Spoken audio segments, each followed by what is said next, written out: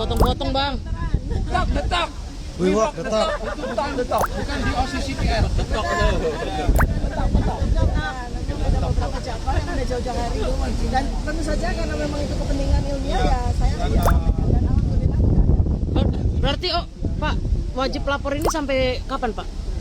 Sampai nanti kita tidak tahu. Enggak apa-apa, santai aja, ikuti aja. Sampai masyarakat menghendaki perkara selesai.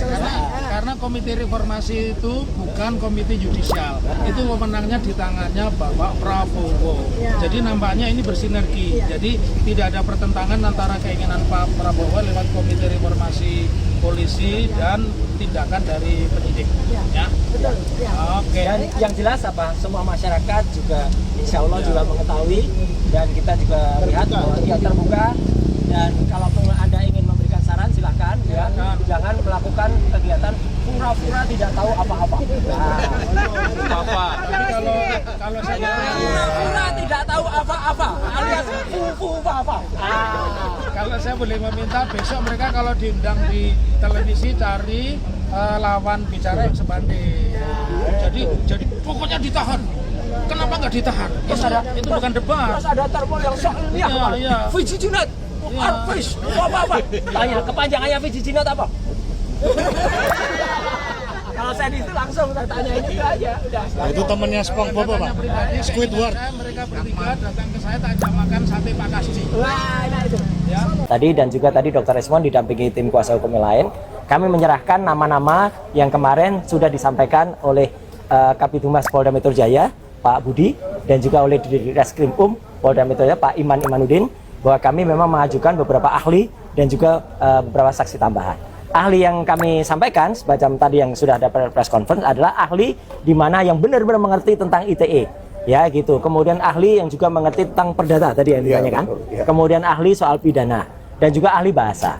Gunanya apa? Supaya terjadi balance, supaya terjadi keseimbangan. Jadi polisi jangan hanya percaya kepada ahli yang konon mengaku ahli ITE, tapi ternyata dia tidak tahu atau bahkan hanya membaca, menginterpretasikan sendiri pasalnya. Makanya dia bisa menyampaikan pasal 32, 35. Padahal dia yang ngerti pasal itu gunanya untuk apa.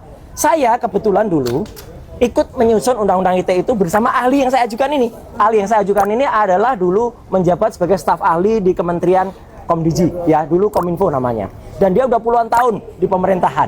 Jadi sudah jelas track recordnya. Kemudian ada ahli pidana yang dia juga sudah mengajar dengan bagus ya, gitu bersama-sama dengan Pak Timbo juga ya, mengerti. Jadi artinya itu paham betul soal pidana, soal perdata juga. Dan ahli bahasanya juga tentang orang yang mendapatkan sertifikat internasional ya gitu ya, untuk keahlian bahasanya. Dan tadi selain itu kami juga mengajukan surat dari kuasa hukum kami untuk melakukan gelar perkara khusus, apalagi ini sudah level penyidikan ya, dan supaya itu dilakukan. Kalau gelar perkara khusus semua akan terbuka, apa-apa buktinya, kemudian itu digelar terbuka, tidak seperti gelar perkara yang dulu nggak ada sama sekali barang buktinya.